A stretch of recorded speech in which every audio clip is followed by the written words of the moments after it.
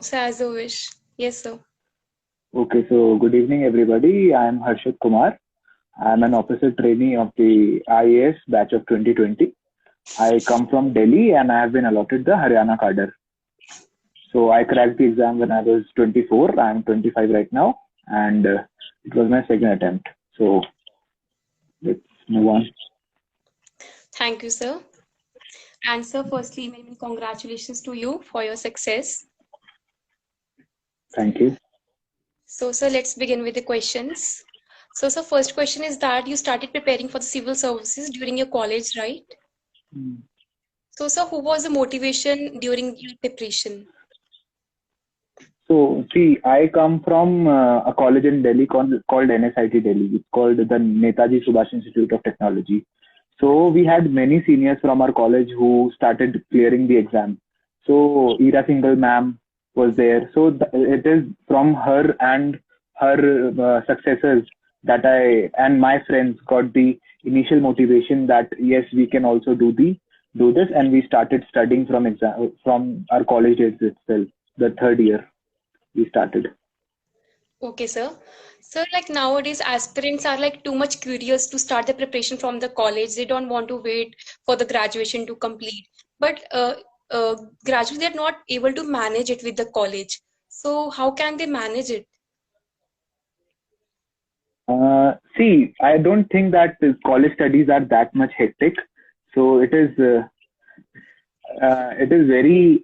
doable, given that you can do both of the things. Especially if you're not a doctor, I guess all other streams of knowledge and can be done pretty easily. For example, in our engineering days, we used to study for the exams a week before. So we used to study in classes as well. And after the classes, during the class, we used to study the newspaper. And after the classes, we used to study the very basic books like your NCRTs and Lakshmikant and Spectrum and all these books. So that is how I did it. And I know a lot of people who did it, who cleared it in their very first attempt at very young ages. And it's definitely doable. Yes, you have to manage. You have to give up on some things like your social life. You can't go out on every weekend. You have to dedicate your weekends. Most of your weekends would be dedicated to studies. But yes, it could be done, and people do it. Yes, sir, like there are sometimes the semester examinations, sometimes the college Yeah. functions. So, it's difficult to maintain that regularity. Yes, it's difficult to maintain that regularity. But how many days do you have exams for? It's for a week, or the fest and all are for like 3 days, 4 days. You can enjoy in those days, I guess. But for the rest of the year, like right now, we have these Corona times, so I think it's a blessing in disguise for people who want to study for the civil services examination.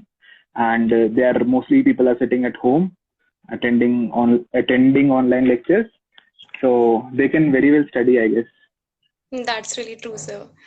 So, sir, next question is that what should we keep in mind before like starting the preparation and the basic strategy that you follow during the college when you started preparation? See, the very first thing I'd like to say that be clear that why do you want to join the civil services, and why not the private sector, and why not something other in the government. So you should be very clear about why you started, because this will help you in the longer run when there would be failures, there would be setbacks. Then when you look back and see now that this is why I started. So that reason, that motivation should be very clear. That this is why I want to do this preparation. Secondly, I think 10 to 15 days should be allotted just to strategize and to make your model that this is how I'll study. I want to attend a coaching. I do not want to attend a coaching. If I want to attend a coaching, this is where I'll do this. This is where I'll do that. So initial 15 days should be like this, strategizing. And then you can start very slowly by reading the newspapers, by reading the very basic NCRTs, and then progressively, as you build your base, you can go to the more the standard books like Lakshmikant, Spectrum, Bipin Chandra, whatever suits. Thank you, sir.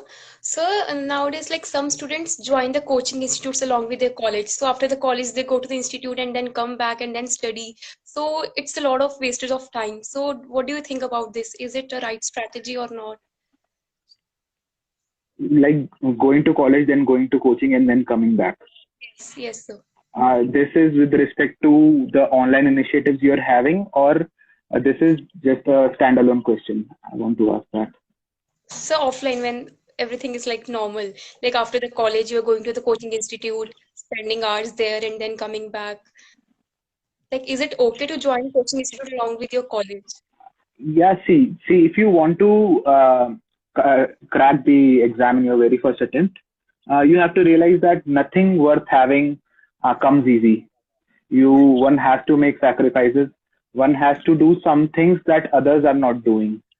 So people do that, and people do clear the exam, and in a way they are more motivated. They are more hardworking, and they get the results. And if it is possible, and if one is able to do that, one is able to um, be that determined, and yes, it reaps results. Given that I always prefer the online mode more, because you have the luxury of seeing it, looking at it at your own ease. You don't spend time traveling.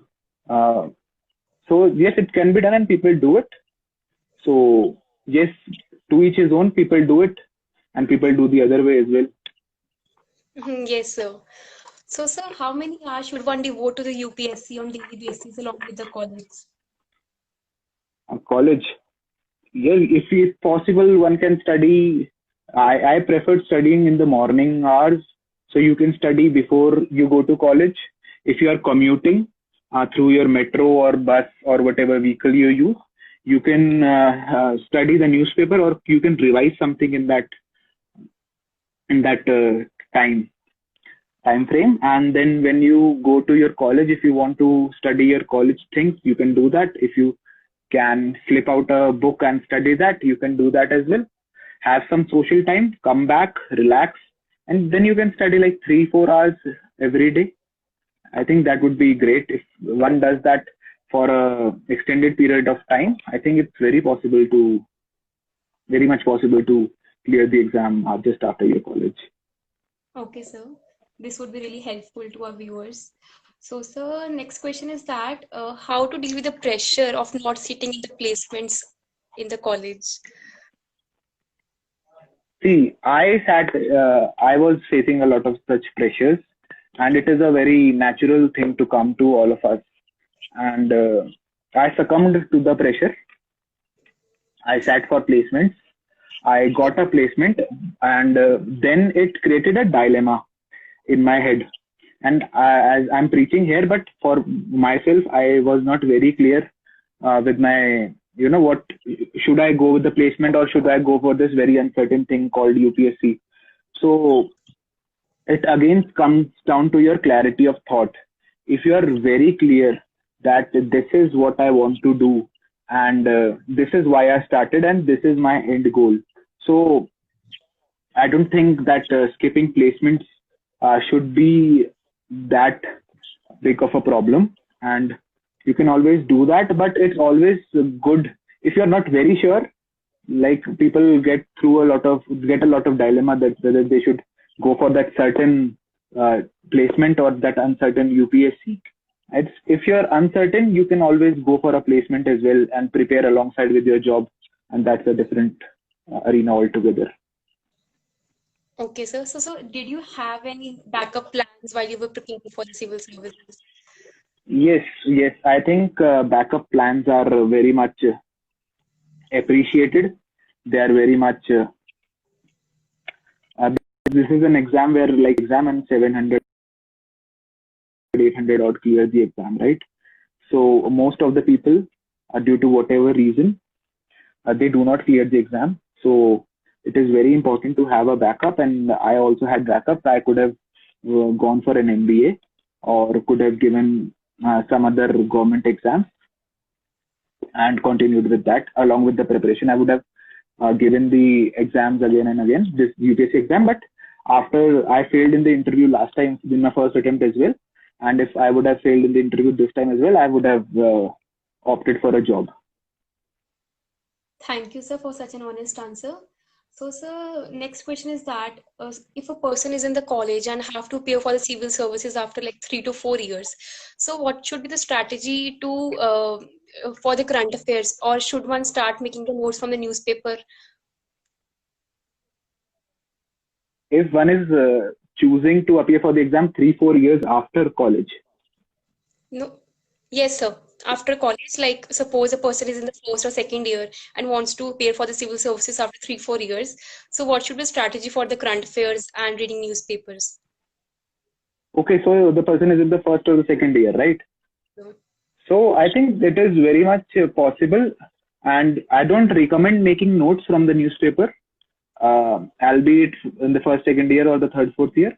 Um but they can very well, they have a lot of time, they can use their time very wisely to explore things, to read more books, and they can always read the newspaper, supplement it with some other reading material that you get from a lot of institutions. And along with that, you can expand your horizons because you won't be having that time constraint. You would be having enough time to expand your horizons, to read more and more, which would enable you to have a finer and a more depth in the understanding. So what I recommend to them, that don't make notes from the newspaper in your first or second year. Just read whatever is happening. Just have an opinion and be a good person. That's it. So, reading the newspaper would like create a base for you. Yeah. Okay, sir. So, sir, as UPSC is a social science oriented exam and you are from the engineering background, so didn't you find it difficult to suddenly switch from the engineering subjects to the social science subjects? This would have been a problem if I wouldn't have seen the statistics.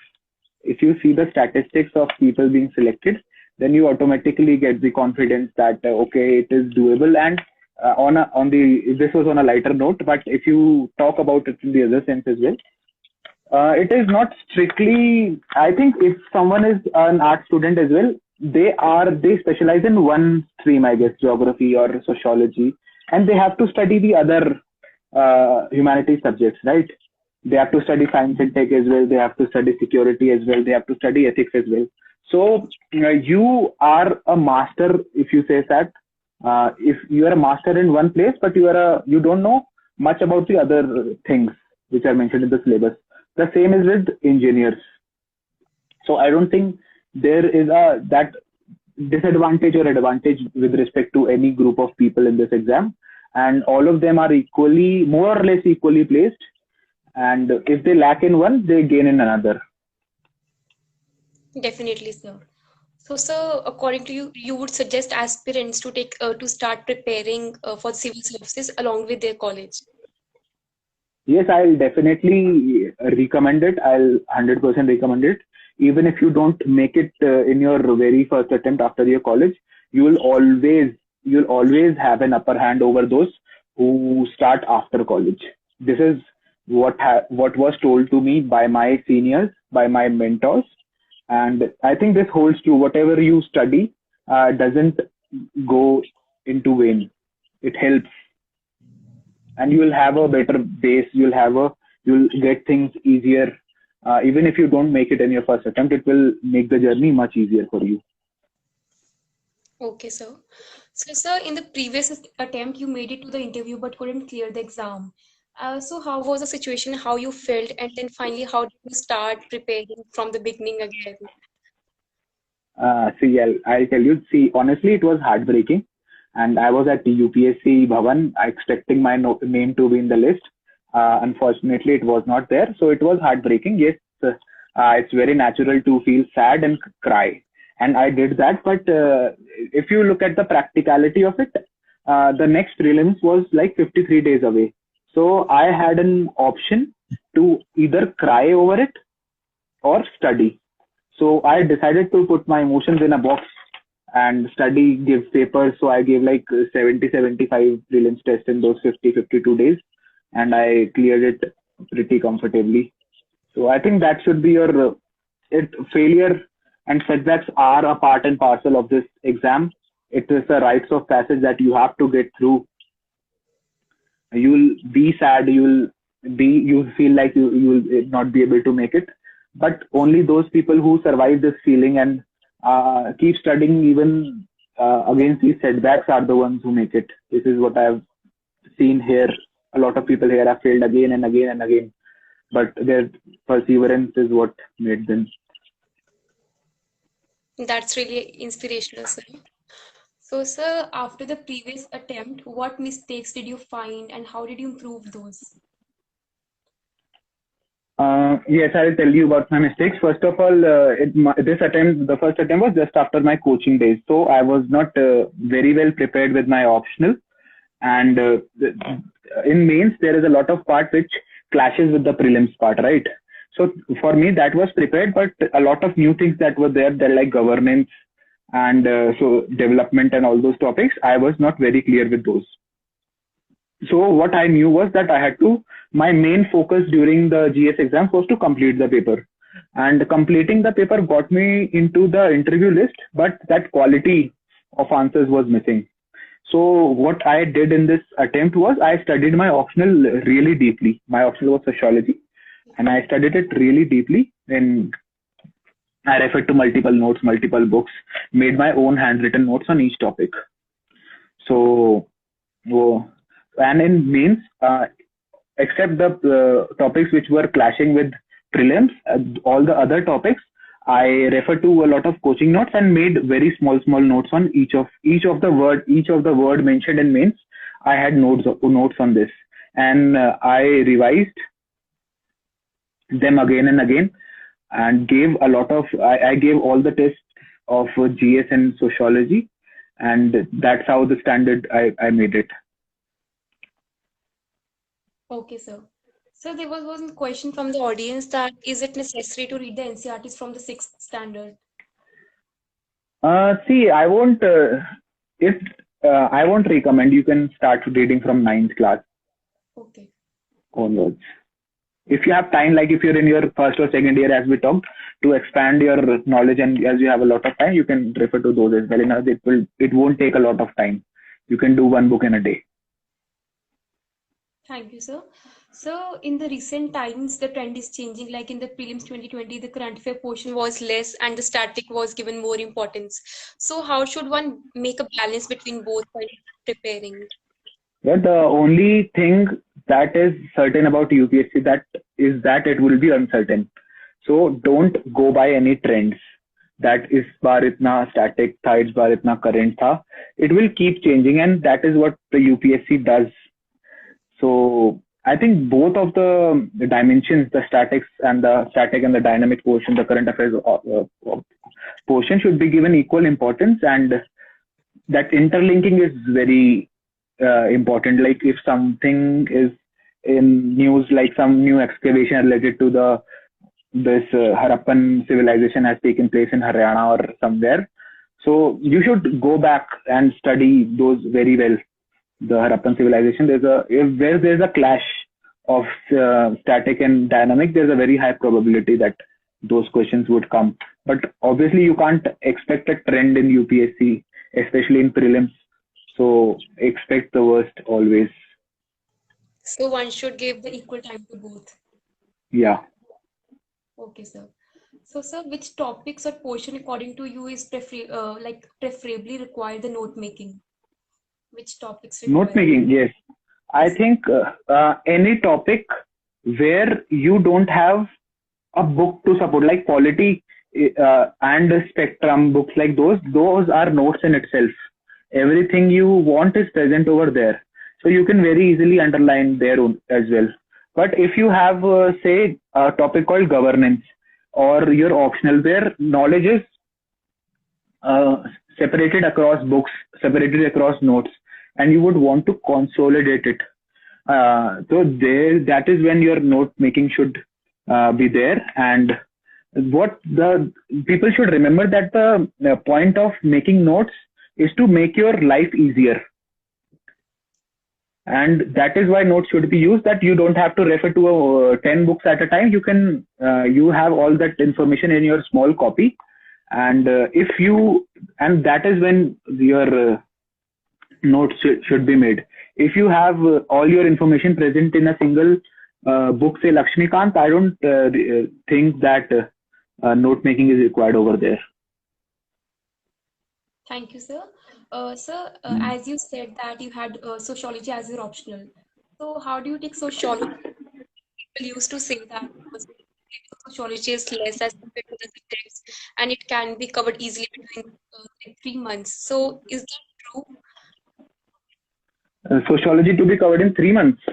I think some people, I didn't used to believe on uh, this thing that people then they used to say that I have completed my optional in 2 months.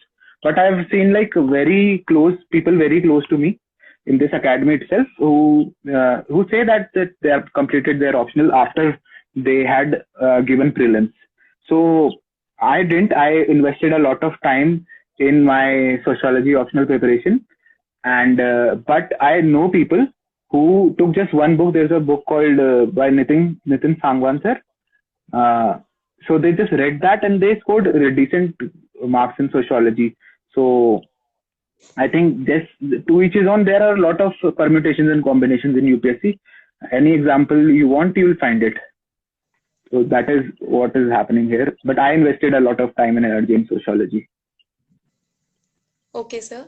So, sir, how many mock papers you have gone through before giving the mains, and how many would you suggest to the aspirants? See, for prelims, I did around seven. I did three test series from different coaching institutions. For mains, for GS, I went for the uh, see, I went for the 12 test series. Three tests for uh, each paper. Like two were for half half, and one was the full test. And for sociology, I went for 10 tests, five for each paper. And I think it is more than enough in that very small amount of 90 days or so that you get between prelims and main. That is the maximum you could, not the maximum, but that is appropriately enough. Okay, sir. So, and how many mock interviews did you give, and were those Uh, helpful? See, I performed pathetically bad in my last interview, and my interview was the reason that I couldn't make to the final list. And so this time I was extra cautious. I won't recommend. Again, it's a very personal choice. Some people are here in the top ranks who have not given a single interview, but I gave like 15 odd mock interviews because I was very scared because of my previous previous result. So I did around 15 interviews, and yes, they were very helpful to me. The main thing was that I got a knowledge of a lot of questions because in each interview I got a lot of new questions to my head that I could prepare beforehand, and I got the confidence to be able to confidently speak, and that is what I did in the interview as well. Although the interview in UPSC again is very unpredictable, and you can't really expect uh, anything, but you get that confidence and that ability to speak rightly, and that is yes, I'll agree that it helps me. So it depends from person to person. Yeah. Okay. So how was your experience with the interview? What happened in those four walls of the room? See, mine was Shri B.S. Batsi sir's board, and he asked me some questions related to my. There were some unconventional questions, and there were some questions related to my hobby like photography. Then there were some questions related to my hometown, which was Delhi, and there were some questions that were very random in nature, and they didn't really expect me to answer those, but they just wanted to check my reaction, that how do I react, and that also happened. So, and some questions on some general studies, some factual questions as well. And more or less, it was very unconventional in its nature, but that's how things are. You can never expect. Okay, sir. Sir, as there is like plethora of information that is available offline as well as online. So how to like figure out which is the best one? That is again very personal. I think people should go for a very well designed criteria. Is you should go for things which have been there and which are trusted by a lot of people. I think that is one thing you could check things. That is one of the tick marks. Then you could spend some time looking at different things, different material, comparing them, and you can ask some seniors, you can consult your teachers, and I think they'll be able to help. But what is the most, and I think more or less all these things, materials are more or less equal, more or less they are the same. And what one should not do is to read more than say one or two such things, because then what it does, it confuses the mind and you won't be able to revise. And you should keep your resources to a minimum and revision to the maximum. So, sir, could you please share with us your revision strategy? Like, after how many days you do the revision of what you read? So see, my plan was like in my times, uh, prelims was in June 2nd and June 3rd. So what I planned was that at least 3 months before the prelims, my entire syllabus should be completed, and then only and only revisions. And I started test series in December, like 6 months before.